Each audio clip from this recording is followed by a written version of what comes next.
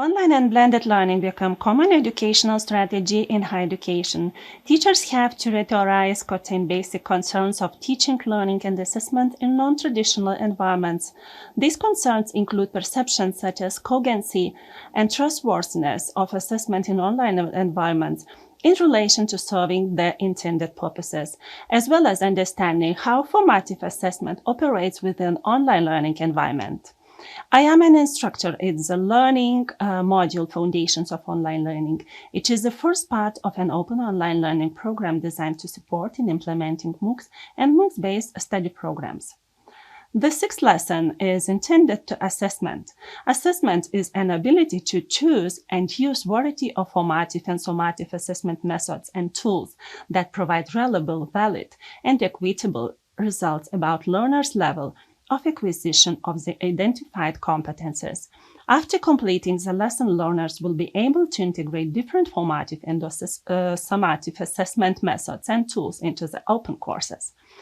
Assessments allows both teacher and student to monitor progress towards achieving learning objectives, improve the teaching and learning progress. Education is much more than one-way information broadcasting. Therefore, assessing whether the student has learned and giving students feedback as to whether they have indeed learned the material correctly is an obligatory part of a learning process. Many methods are suitable for feedback in an open distance learning environment, such as automated tutors, peer feedback, auto-scoring of assessments, reflective networks, written comments, and others. Providing feedback is not one of the greatest advantages of the formative assessment. Feedback can be used on both sides of the learning processes by helping both instructors and students improve. Formative assessments are used specifically in identifying the strengths, addressing the areas of need, helping teachers identify gaps in learning, working to close those gaps.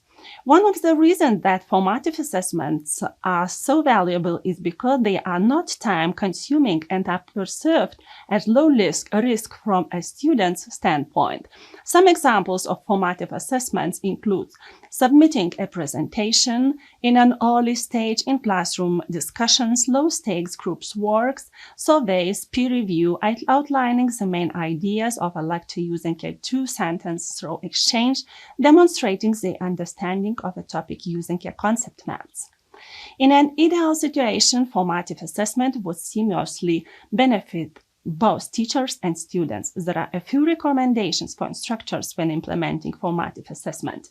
Encourage students to reflect on their best work, offer clear, concise feedback, encouraging relationships and positive self-esteem, closing learning gaps, and meeting the learning objectives using information gathered to direct teaching.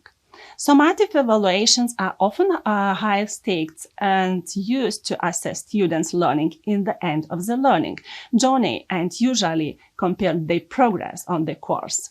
General summative assessments have a high value, which means that they account for a large portion of the grade of marks. Some examples of summative assessments are a final paper, final test, project, essay, a research project, a recital or presentation, an exam, midterm exam, and standardized tests. It is imperative that summative assessments align with the learning objectives and success criteria of the course, as they are generally weighted more rarely. Some summative assessment and recommendations for instructors are as follows: using a rubric to outline performance range, concise essay questions, prioritize comprehension, clear guidelines and criteria, blind grades. And never stop learning. Thank you for watching, and please take the quiz of the lesson.